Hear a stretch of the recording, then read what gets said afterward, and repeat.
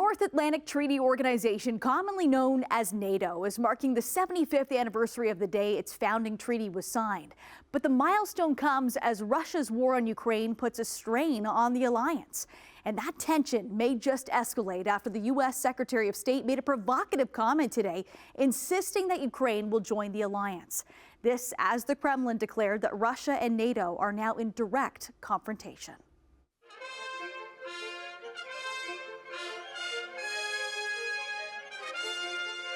Hundreds of staffers filled NATO's sprawling Brussels headquarters today as Belgian and Dutch military bands played the NATO hymn.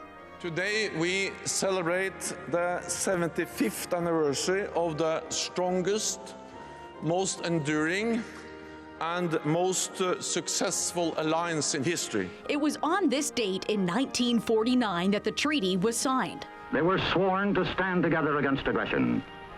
An attack against one would be an attack against all.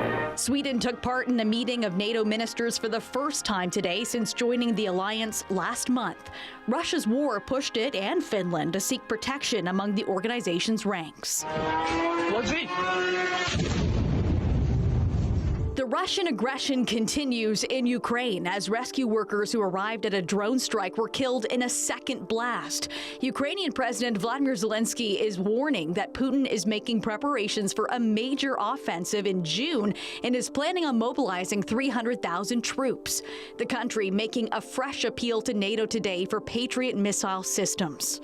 I didn't want to spoil the birthday party for NATO, but I felt compelled to deliver a very sobering message on behalf of Ukrainians about the state of Russian air attacks on my country, destroying our energy system, our economy, killing civilians. But it was this next comment by U.S. Secretary of State Antony Blinken that began trending online with good reason. Ukraine will become a member of NATO. Our purpose at the summit is to help build a bridge to that membership.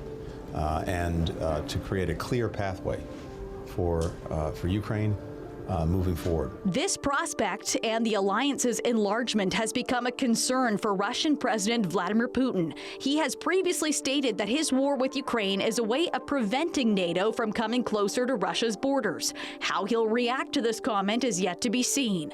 NATO Secretary General Jens Stoltenberg already attempting to de-escalate the situation. And NATO will not be party to the conflict, but NATO is providing support to Ukraine to help them defend themselves. And in a bid to ensure long-term support for Kyiv, Stoltenberg has proposed members set up a $100 billion five-year fund.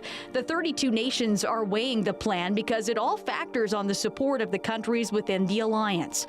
Which brings us to another issue looming over the 75th anniversary celebrations: the real possibility of Donald Trump returning to the White House. One of the presidents of a big country stood up and said, "Well, sir, if we don't pay and we're attacked by Russia, will you protect us?" I said, "You didn't pay? You're delinquent?" He said, "Yes, let's say that happened. No, I would not protect you. In fact, I would encourage them to do whatever the hell they want. You got to pay. You got to pay your bills."